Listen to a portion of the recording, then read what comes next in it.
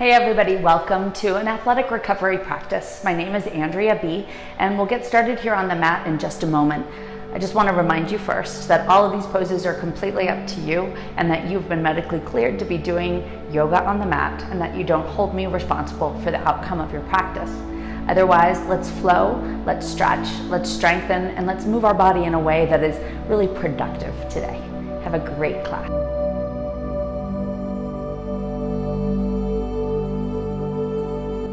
Hey guys, welcome to another practice with me, Andrea B.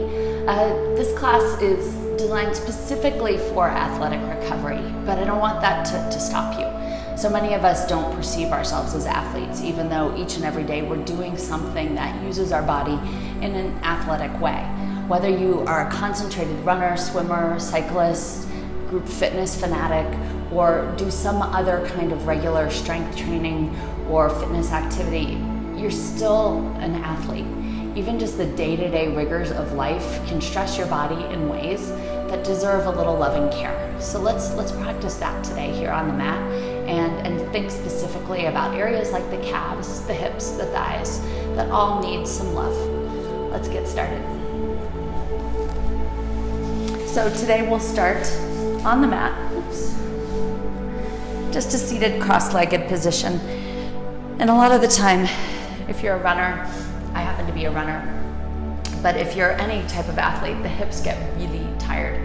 Even if you sit all the time, they tighten up and can make this just seated cross-legged position really uncomfortable. So I invite you to put a towel or a blanket underneath your bum, lift the hips a little higher, and that might give you more success and comfort in the posture.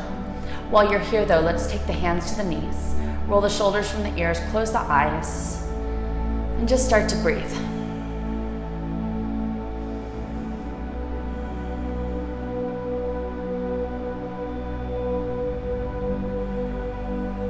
Whether you realize it or not, a lot of endeavors that we do every day, whether they're athletic or not, require a concentrated, focused breath. You know, if you're a swimmer, obviously being able to breathe rhythmically is really important. But so it's the same when you're running. If you breathe at the wrong time, sometimes it can cause cramps. The dreaded side cramps that take some runners down. In your strength training, breathing, exhaling at the right moment in time gives you more force. And here in yoga, the breath serves as a great foundation for your practice. And it helps you become exceptionally aware of where you are on the mat. If you're breathing heavily, huffing and puffing and like overexerting, chances are you're working too hard. Practice, we seek breath control, because when you're in charge of your breath, you're in charge of your body. Let's begin just with an inhale and an exhale, and let these breaths start to come in and out through the nose. And you hear me refer to the Ujjayi breath a lot, and I encourage this breath for today's practice. Inhale nose, exhale nose. It sounds a little like the wind in the trees or the ocean waves. And it heats you up from the inside out. And it may not be a breath, it would be a really hard breath to maintain during cardiovascular activity or even during a focused strength training routine. But here on the mat, it strengthens your breathing muscles, specifically your diaphragm, which helps you breathe stronger in every endeavor you do. And it also serves as kind of this barometer of your practice. If you lose focus of the breath, you're losing focus of your practice. Your mind might be wandering to the chores you have to do,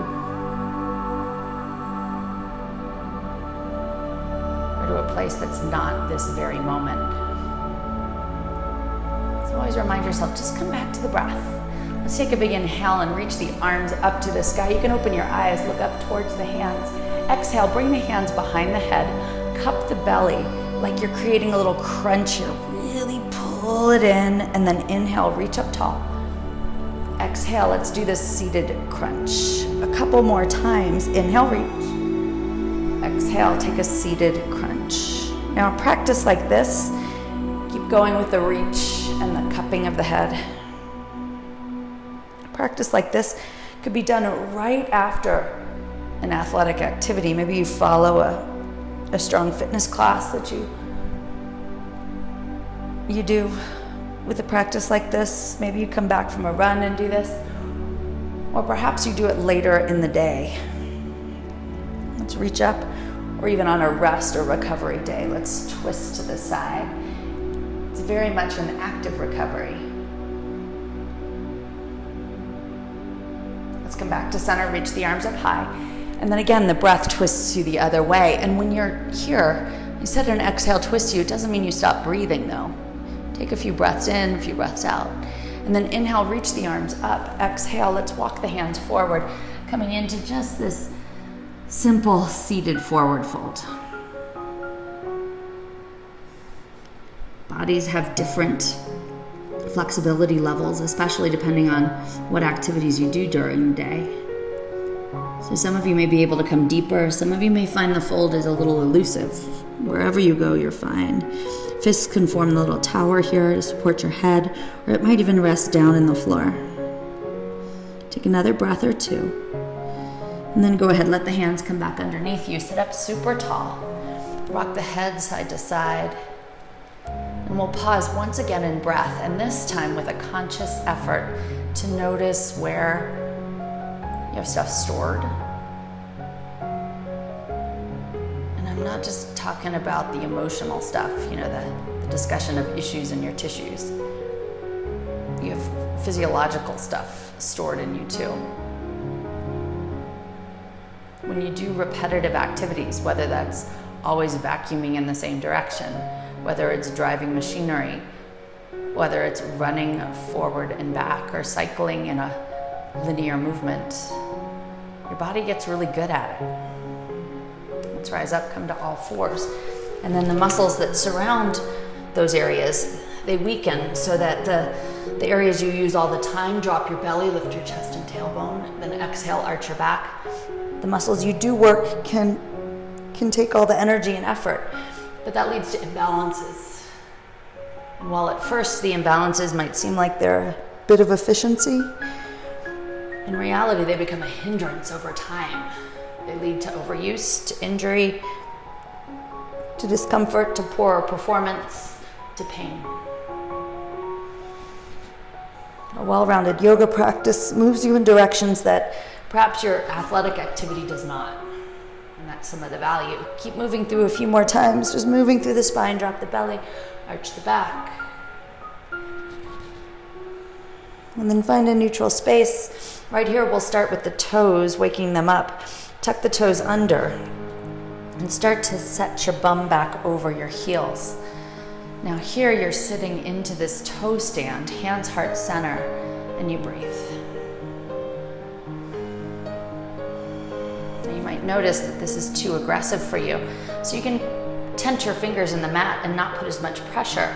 If there's minor sensation through the toes, sit a little deeper, really get into the feet. It's not just the underside of the metatarsals that are benefiting here, but your plantar as well. And then walk the hands back in front of you. And from here, we'll reach the feet back, pause on the top of a push-up, and then send the hips high for downward dog. I've been asked, how do you stretch your calves in your yoga practice? And really, it's the totality of the practice. But here we'll get a little deeper into them for a moment. Stick your sit bones super high, push the hands down, and just lift your left foot up slightly, and the first finger and the first toe and the first big toe hook around the ankle and set the heel down extra deep. Send your hips a little higher, set the heel down a little more. Just breathe. Couple more moments.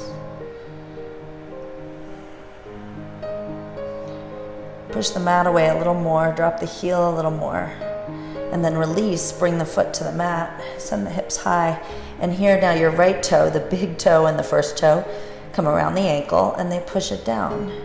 Push the mat away, send the cheeks of your bum higher, and each exhale gets the heel a little closer to the mat. Never means it touches. Once had a student say, I can't go to a public yoga class because my heels don't touch the mat yet in down dog.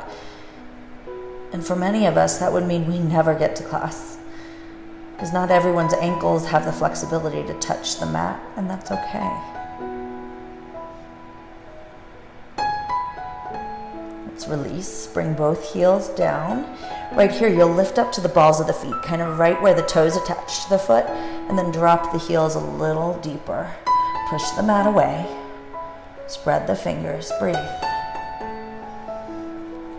And then take a look past your thumbs and tiptoe the feet forward. And this can be a little bit of a challenge, so once the feet come about halfway up your mat, walk the hands to meet the toes. And here you are in this forward fold, and forward fold can be dicey, especially for people with tighter hamstrings, which many athletes have. So bend your knees and let your chest lay on your thighs. It's okay if your knees are bent quite a bit. We're not about performing here. No one's looking at us, especially if you're practicing at home. Right now, it's about feel, sensation, and operatively waking yourself up.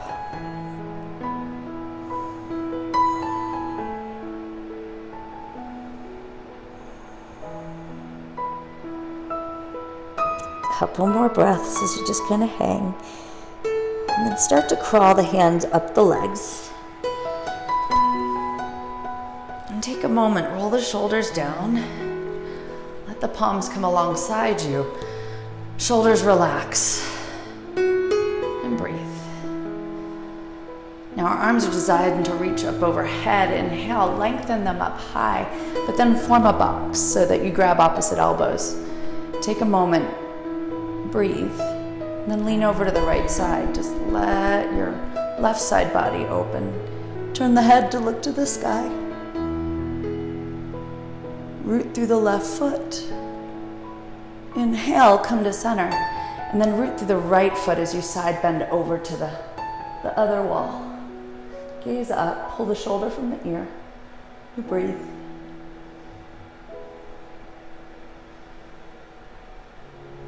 And then right here, you come to center. Reach the hands back up high. Exhale, hinge from the hips. Touch the floor. Again, the knees can bend as much as you need to make that happen. We'll lengthen the spine, bring it halfway. And then we'll slowly open up our body, walking the hands slightly forward and then the feet slightly back. So it's less of a full walkout. And then once you're in the top of the push-up, drop your knees to the floor. Bend the elbows. Let's lower all the way down.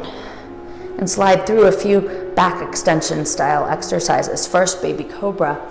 Elbows skim the ribs, tops of the feet down. Exhale, lower the head. This time, take your hands out to the sides of the mat. Inhale again, just the mini 10 to the fingers, lift to the spine. Exhale, lower down. This time, take the hands behind the small of the back, kind of right by your bum, thumbs, fingers intertwine. Inhale, just lift the upper body. Keep anchoring through the tops of the feet. Exhale, lower down. Keep your hands together if they'll meet. And then inhale, lift the legs, lift the chest. Little locust. Breathe for 5. Pull the shoulders from the ears. Lower on down. And then push back up through your knees into what we call child's pose. This is where your bum comes back over your heels. Your head comes down and your arms reach long.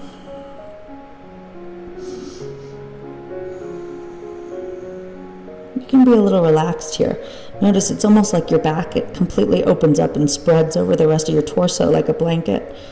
Knees can be wide, but if you've got a little knee issue here, bring the knees together and create less of a bend.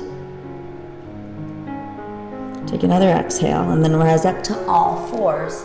Tuck the toes, send the hips high. You're back in downward dog. Breathe. Let's take the right foot, step it between the hands. Right here, you're pausing in this lunge. Now the shape of the lunge is pretty accessible, but notice if the shape is serving you. Can you pull the left hip forward, the right hip back? Notice if you're gripping with the right toes or if they can be light so that the majority of the work is in the core and in the hip. And then lower the left knee down and the hands crawl up to the top of the thigh. Lean in just a little bit.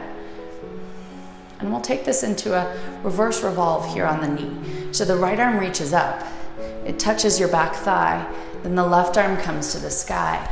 Now this subtle twist here can be a little edgy on the spine, so pause as you breathe in and out.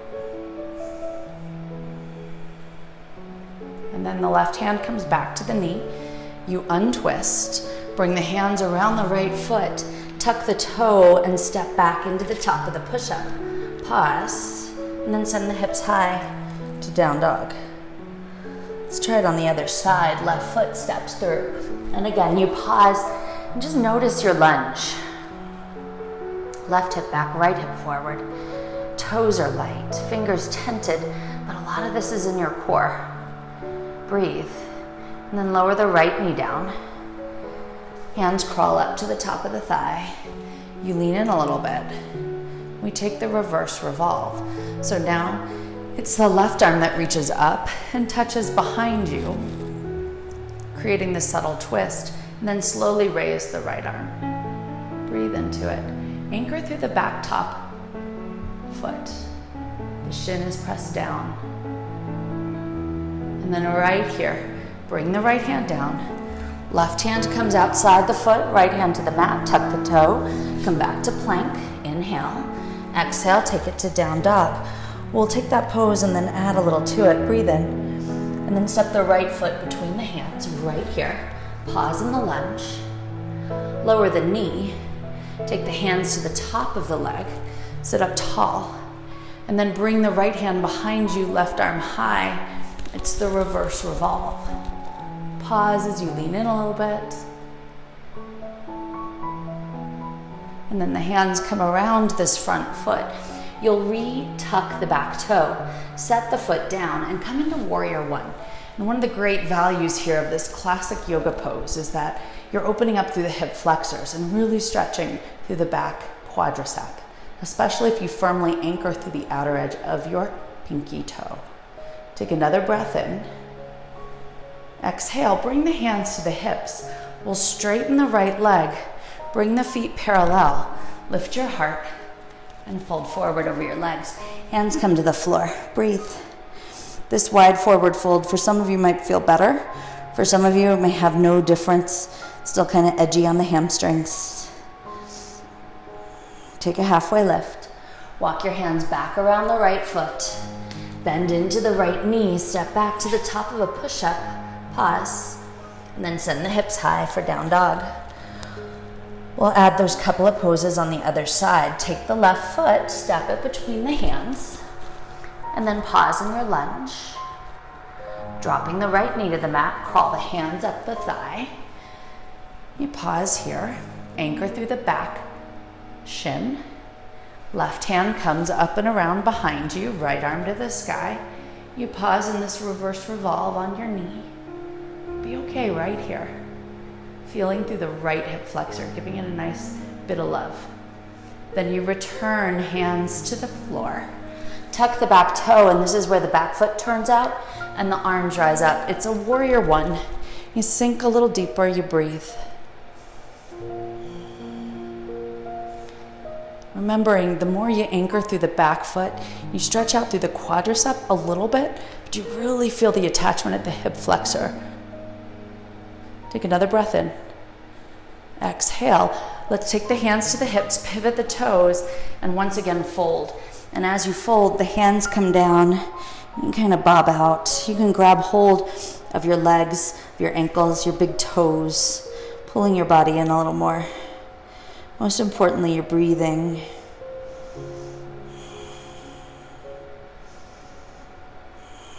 And then right here, hands return to the mat.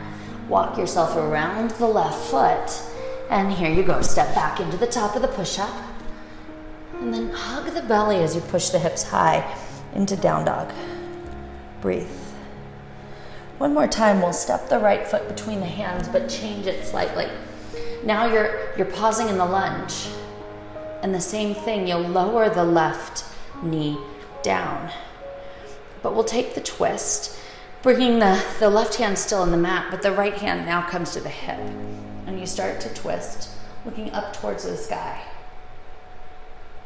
You'll get even more in the hip flexor if you kick this left foot in, grab hold of it with your right hand, and draw it towards you, but it doesn't always work for all of us, so that's okay. And then release through. Hands come around your right foot, tuck the toe. This time step forward, coming back into the forward fold. Hamstrings may have knotted up a little bit. They may be a little cranky. That's okay. We'll bend the knees. Reach the arms up.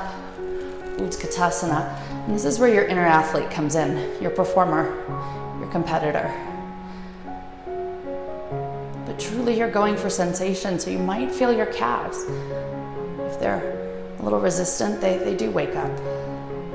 Don't worry about how low you go. Go to the point where you can find ease and effort.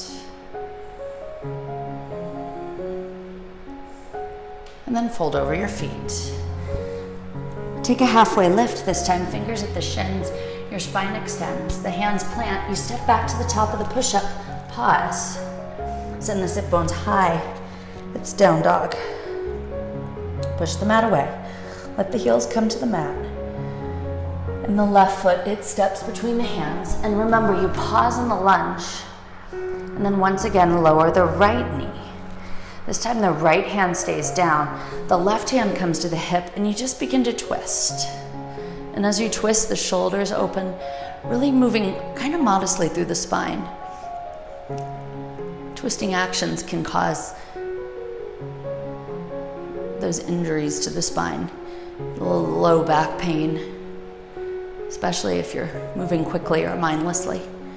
Still connect with the breath, and if you can, kick the back heel in, grab hold of the foot, drawing in, feeling the quad stretch.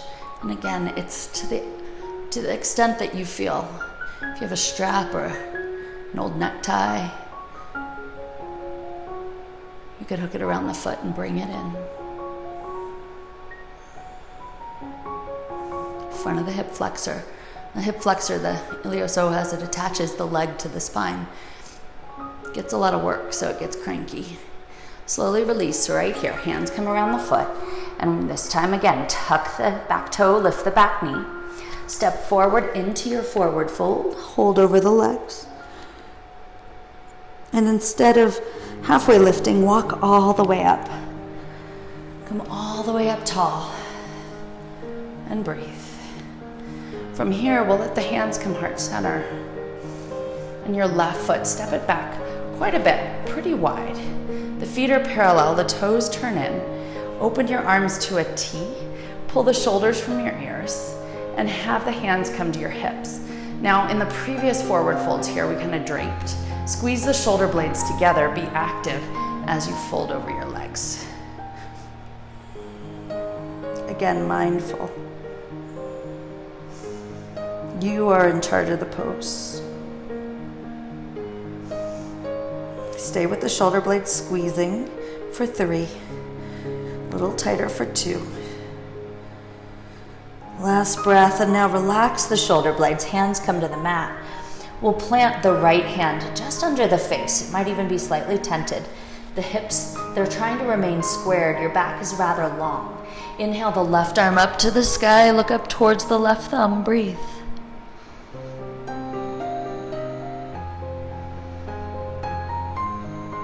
Take the hand down, and then right here, tent the left hand, keeping your back nice and long. Twist the right arm up to the sky. Look up.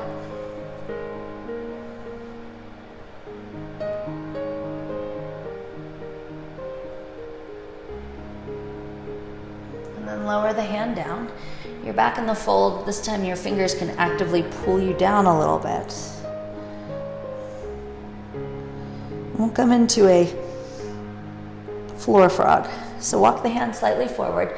Come to the knees, the insides of them, in fact. If you need a towel or something rolled up underneath them, let that happen. The toes turn out, and your sit bones, they're trying to go back as far as possible, and that's gonna really depend on you. The forearms come to the mat, and you settle into it. We'll be here for about 15 breaths. Opening up the inside of the groin, opening up the hips. As an athletic recovery class, we're flowing less. still stay with the heat building breath. It'll help you notice if you're holding your breath, especially as this pose gets a little edgy for you. You might also notice that you have more room to release. Maybe the shoulders release more, maybe the hips release more. Maybe you sit all the way down, or you need to pull yourself forward to release. And always know that if this pose, you just can't stay here. Whether it's your knees, your hips, some kind of really, really physical pain, come to a butterfly seat. It's just where you're seated on your bum and the soles of the feet are together.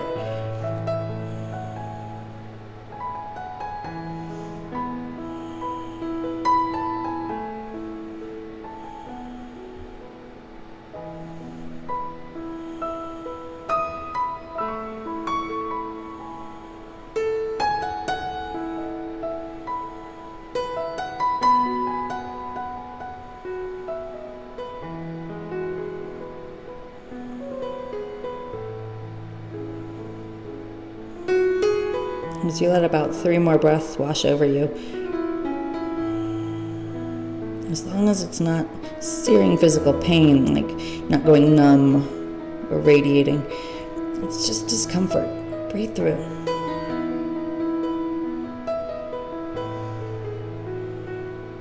And then right here, hands come under you. You walk yourself back up, wiggle the knees back together, and pause. We'll walk the hands up the shins, coming into a locking gait. We'll start with the left foot out to the side. And your shoulders are balanced over the hips, and this left toe could be up or down. Arms make a T, and it's a beautiful side bend. Your left arm comes on top of the thigh, right arm up and over, shoulder from the ear. Look up and smile. Breathe.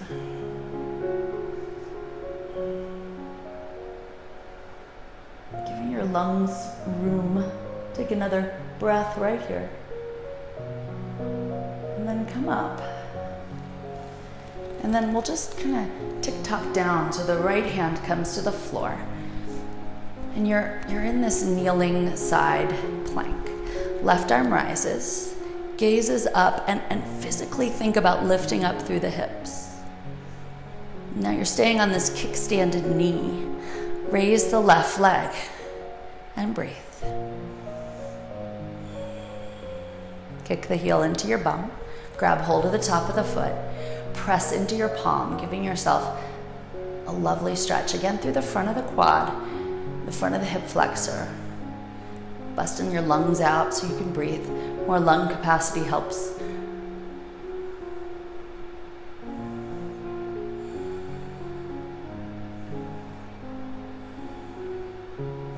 It's kind of a kneeling bound half moon. And then keep your left leg elevated. Just simply release it, extend it out. And we'll slowly come back up into the kickstanded tripod stance. Hands come heart center. And right here, wiggle the left leg in and send the right leg out. And as you do, pause. Open the arms. We'll come to the locking gait first. Right arm lays on the thigh. Left arm up and over the ear. Smiling the side body, pulling the shoulders from the ears. And when I said more lung capacity helps, it helps in every athletic endeavor you do. The ability to breathe means you can flow blood into your body, blood to working cells, helps with recovery, helps with performance, helps with stamina.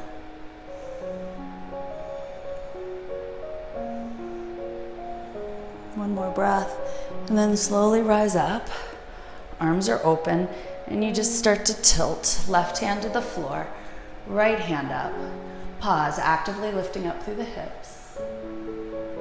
Remember, the shin of the left leg, it's anchoring down. And then you start to lift the right leg up. So you're in this active side plank. Your knee is supporting you, but it doesn't mean there's a lack of effort.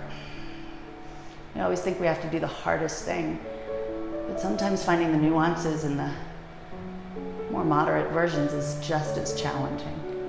Kicking the heel in, reaching down, grabbing hold of the top of the foot, pressing the foot into the hand, opening the front side of your leg, really kicking in. Breathe here.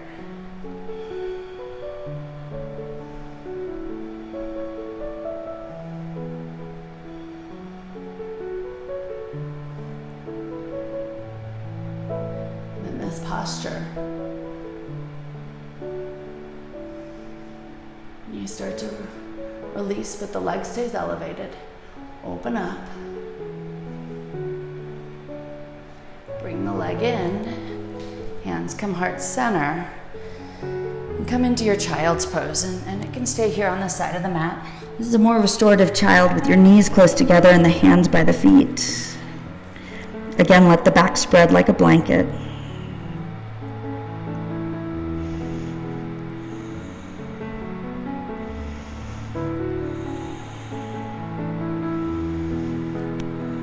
And we'll rise up. Come to the long way on the mat. And when you do, tuck the toes. Send the hips high, you're back in down dog. Push the mat away. And take the right foot way up. And we'll send the foot between the hands. Pause. And this time, this low lunge becomes a high lunge. So you're lifting the torso and the arms coming into the crescent. Sink into the right knee a little bit.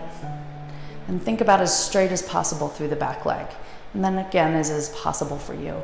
Lift up and we'll get a nice stretch into the iliopsoas. Let the right hand come down and the left arm rainbow over. The iliopsoas is being stretched as this left one, left front of the hip. Breathe right here. With time, you might sink a little more. Right hand might come a little closer towards the floor.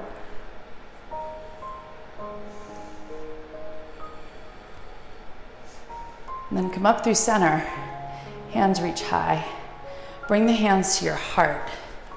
Taking your left foot, hop it in just a bit. So your feet are maybe 2-3 feet apart tops.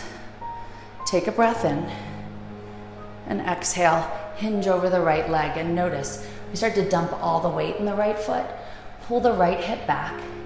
And make sure the left foot is just as grounded, but the toes aren't gripping. Hands can come around the right leg. They can tent on the floor. They could even hold on to the backs of the legs. You breathe.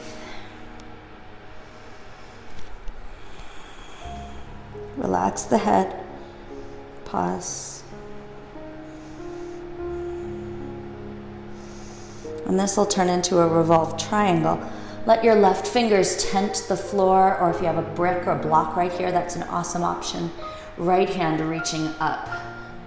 Gaze in the direction of the right thumb. If this is kind of ornery on your shoulder, let the hand just rest behind you on the back. You're still getting the benefit of the twist. And the hip is getting the pose. Notice my right knee's caving. See if it can straighten a little more for 5.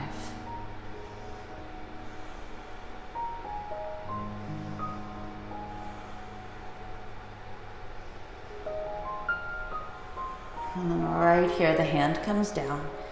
And this left foot, hop it behind you so you can come back into the lunge. We'll lower the left knee. Reach the arms up.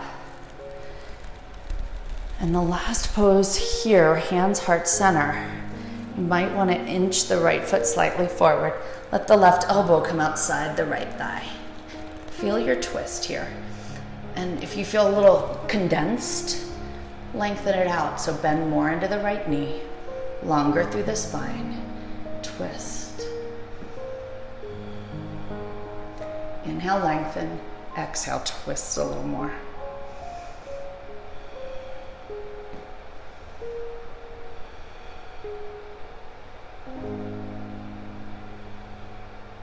Inhale, lengthen. Exhale, twist a little more.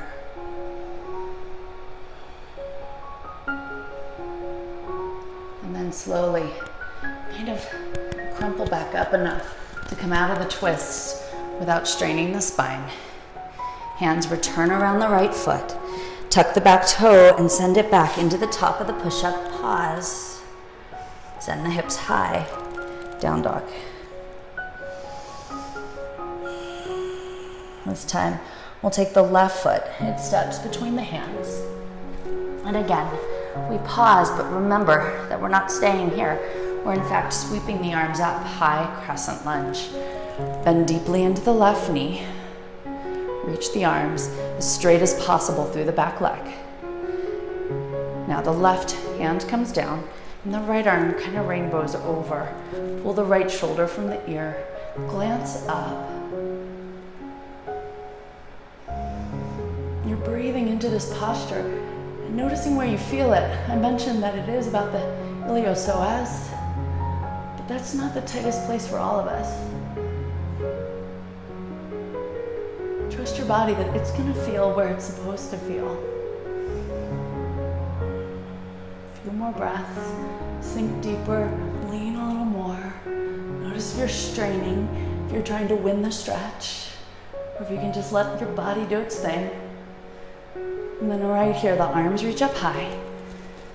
Hands come heart center, and the right foot, it slides in a little bit. Again, you've got the narrower stance, 2 to 3 feet. Both hips square to the front of the mat, lift your heart. Exhale, begin to fold, and here, consciously pulling the left hip back. Right hip forward. As you're folding, nose towards the knee, hands can come down around. It might grab hold of the leg. I mentioned trying to get the leg straight, but it's as straight as you can get it. Don't worry so much about being perfect. Where do you feel?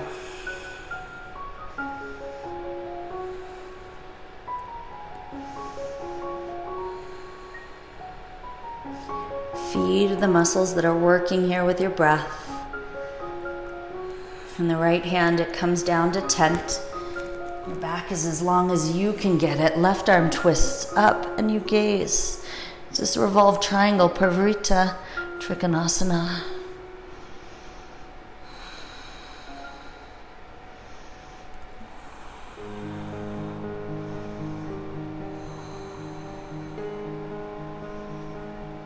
About 4 more breaths. Always pulling the left hip back, dialing the right one forward. And let the left hand float down. From here, you start to lift the right foot and send it back, lowering down with the right knee. One more twist. We'll rise up. Hands come to the chest and the right elbow comes outside the thigh. And then again, you'll notice you start in a guarded, condensed space. If you need to move the left foot forward slightly, do. Lean in and rotate. Lean in and rotate. Lean in and rotate.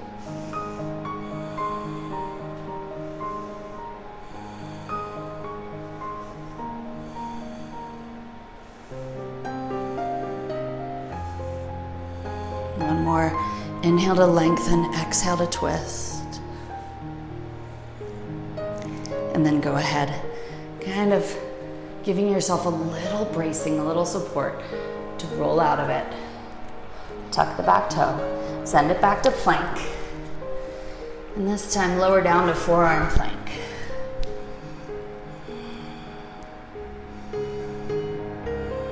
Pausing here. And then drop the knees to the mat. Slide the tops of the feet down. Let the hips come down. Hands, the elbows creep under the shoulders. It's a Sphinx pose. Relax the chest between the biceps. When you hear the word compression, sometimes we think compression of bone could be a bad thing. But that slight, controlled compression can actually build some bone density. It's repetitive compression without awareness. It might push you past your limits. Drop your chin to your chest. One of the most great values of yoga, especially in terms of an athletic perspective, is that it teaches you to become so aware, to listen to the signs that your body's telling you. And sometimes, no matter how badly you want to run a little faster or lift a little heavier, if your body's telling you no, recognize that the value is in backing off rather than pushing harder, so that you can come back the next day stronger, healthier, wiser.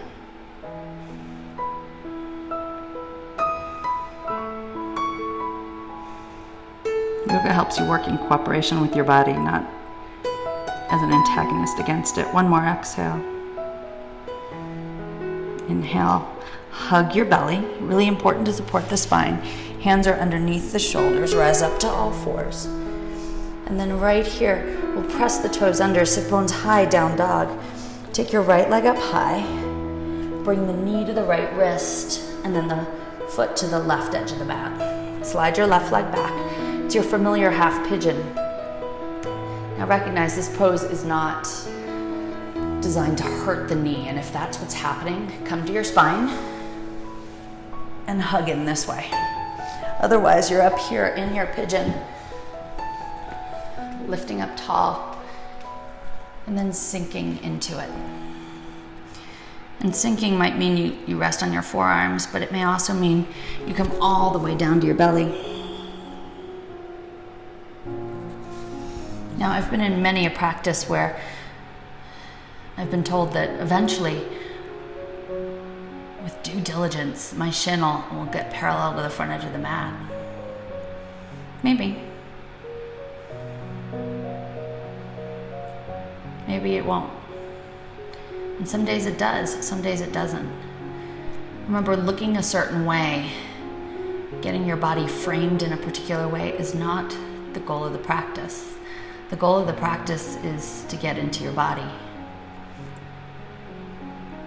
So if your only goal is to look a certain way in a pose, maybe reframe that to have the pose create health in your body.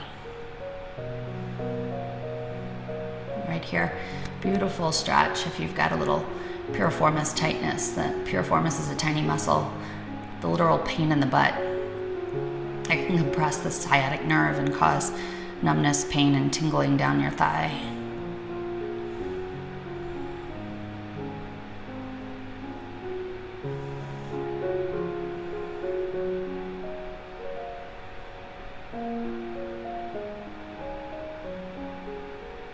A few more breaths right where you are. And then right here, walk the hands underneath you. Pause, sink into the hips for a moment, and one more quad stretch. Kick the left heel in and reach back, grab hold of the foot, and you may just draw it in towards you. Some of you may be able to sit and link around the foot and pull it in a fuller quad stretch. Truly up to you. Release. Hands come to the mat, tuck the toe. And send the hips high. Breathe. We'll try the half pigeon on the other side. Take the foot, the left one, lift it up. And knee to the left wrist, foot to the right edge of the mat. And here notice the knee isn't lined right up with the hip, it's out to the side. Walking your right leg back, top of the back foot, sit up. Remember, if you need to come to your back for this variation, please do. No knee pain. You don't gain anything through hurting. Bring your forearms down. And breathe. You know, in a lot of athletic training, when we talk about getting out of your comfort zone, working harder, but that's really different than pain. It's efforting. Pain implies damage.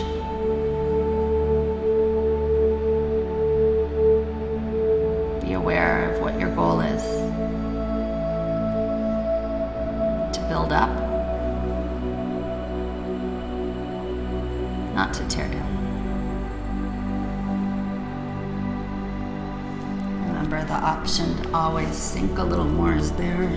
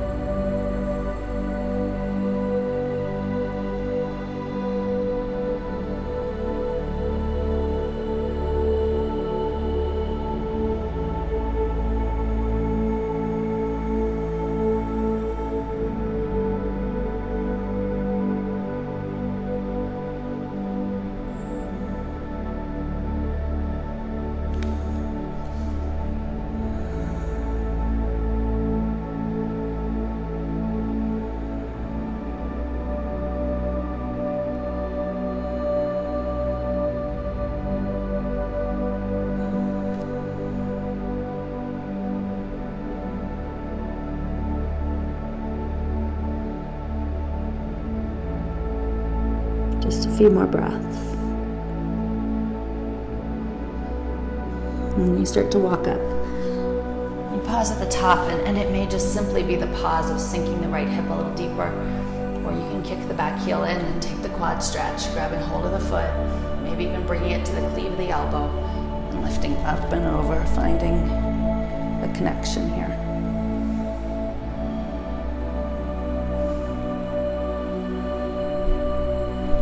Wherever you are, starting to release. Relaxing the foot down, hands come to the mat. Tuck the back toe. And send yourself back to downward dog. Pedal and breathe. And here the feet, they come forward. You'll sit on down on the mat. And we'll make our way onto the back. When you are on your back, hug the knees in. Rock it out a little side to side.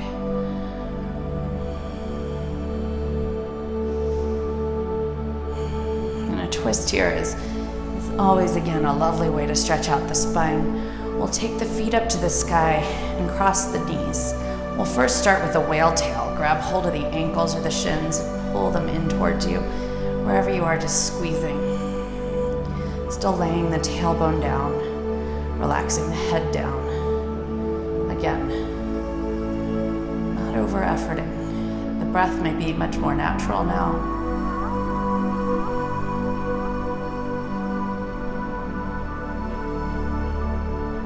And then from here, we'll bring in the twist. Bring the feet to the mat, and we'll just let the legs fall over to the left side. Arms open to a T. Press the shoulders down, lift the head, and then turn and look over the right hand.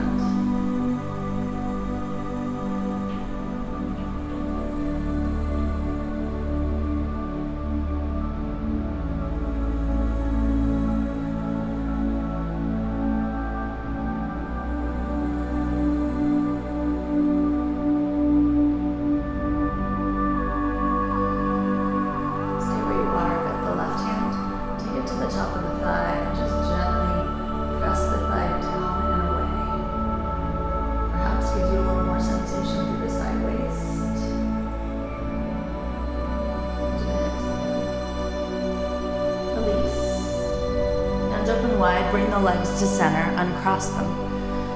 And then send both feet straight up to the sky. This time the left knee crosses over, you bend the knees and reach up, grab hold of the ankles, the shins, soften, pull them on in. The whale tail has a relaxed neck, a tailbone that's pushing down, that's creating some of the resistance for you.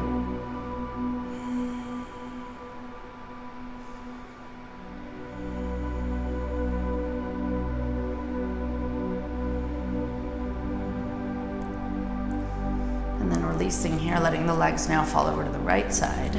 Arms to a T, lift the head, and take a look over the left fingers.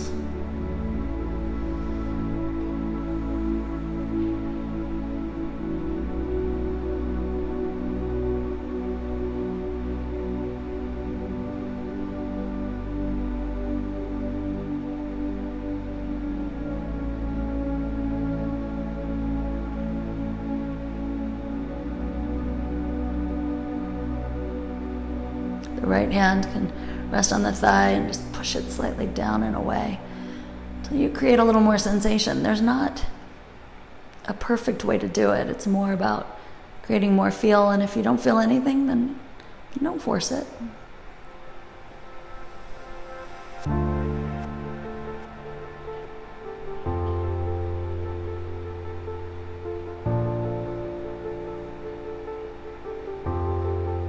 And we release.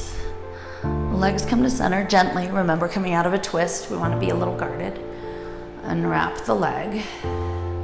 Bring the soles of the feet together, hands to the hips. Pause here in this reclined butterfly or Supta Baddha Konasana. Close the eyes. Breathe.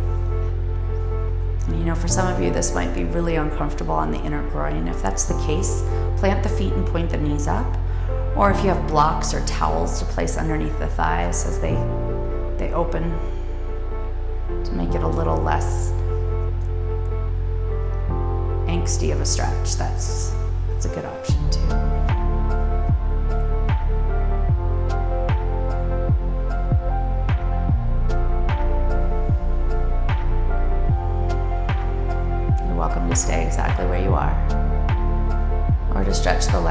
out a bit. Palms fall away. And this is where you take the active recovery, the truly wakeful rest. Busy minds, busy bodies have trouble right here.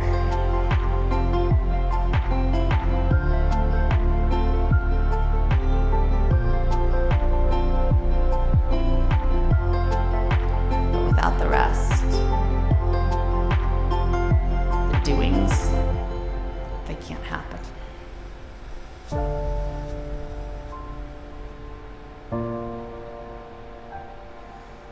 Remember, be yoga, be you, be beautiful. Your shavasana here can last as long as you need it to. 5, 10, 15 minutes.